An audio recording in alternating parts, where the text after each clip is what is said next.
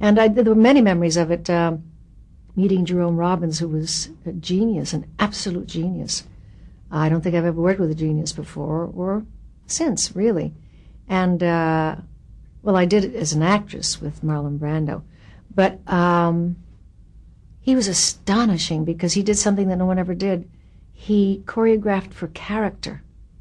The steps that Anita did in West Side Story were specifically for Anita. No one else in that play could have done those steps because they were specifically Anita-type steps. That's how he choreographed. He was a genius.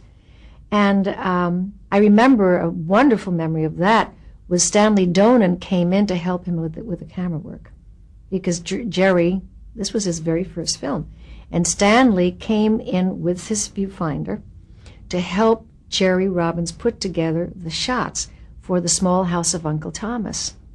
And they worked on that together all through rehearsals. Those rehearsals must have taken, oh my God, at least a couple of months, just for that one number.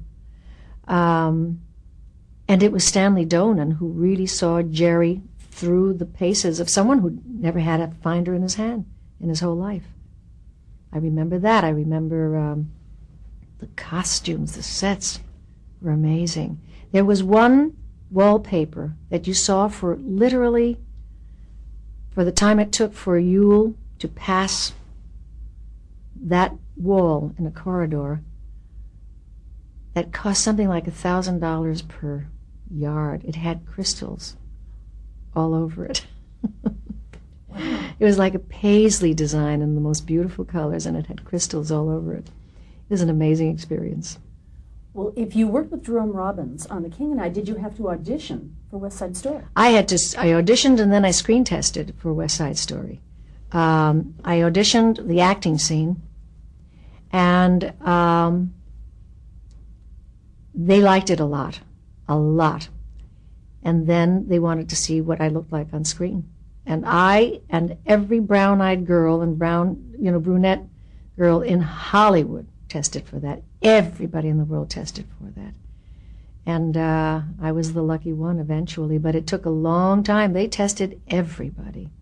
It's very difficult to find someone who can sing and dance and act and do all three at least fairly well.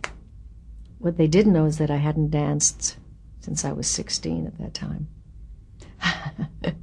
Yeah, therein lies another story. Did you feel that should have been your role? Were you resentful when you saw the others trying out for it? And were they all Hispanic?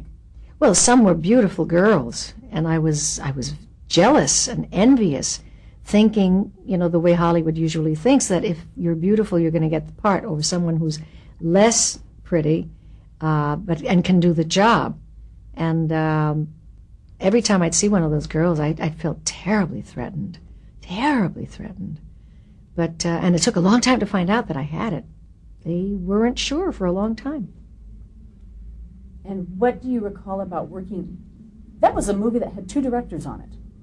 Yes, Jerome Robbins and Robert Wise co-directed. And Jerry, of course, also choreographed. But it wasn't always harmonious, was it, with the two directors? No, it wasn't. Robert Wise is the most gentle, tender, loving, patient man in the world. Jerome Robbins was cut from another piece of cloth entirely. He was not gentle. He was not tender. He had a vicious temper. He was extremely hard on the people he worked with. He was really hard. He could smell a victim a mile away. And he really could, as only sadistic people can be.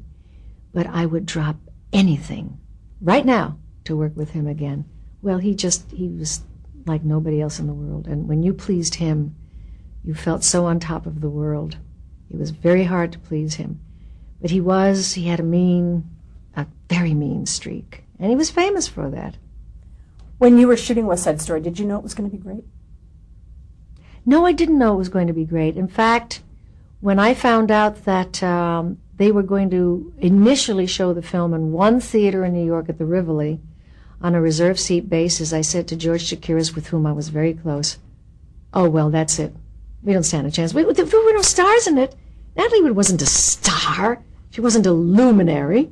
She'd done Splendor in the Grass, but that still didn't make her a star. And there was nobody else. Russ Tamblyn wasn't a star. He was known. That didn't make him a star. I certainly wasn't. George Kiers, nobody had ever heard of. And I was absolutely sure that nobody was, number one, going to reserve a ticket and pay $6? Or was it $5 for a movie ticket? No. I was sure we were going to just plummet. Had you seen it on Broadway? I had, yes. I had, and I loved it.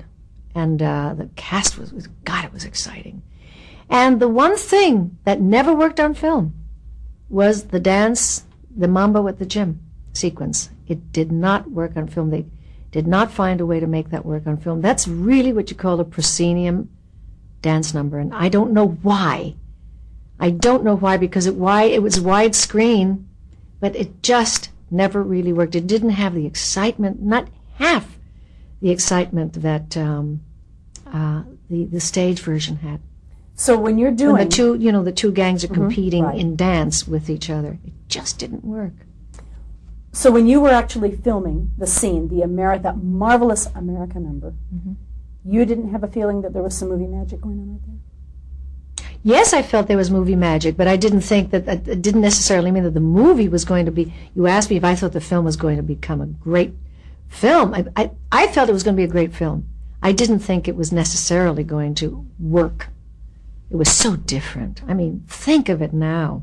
It was so unique, and nobody has ever even begun to approach it in terms of success, in terms of a musical film being successful in movies.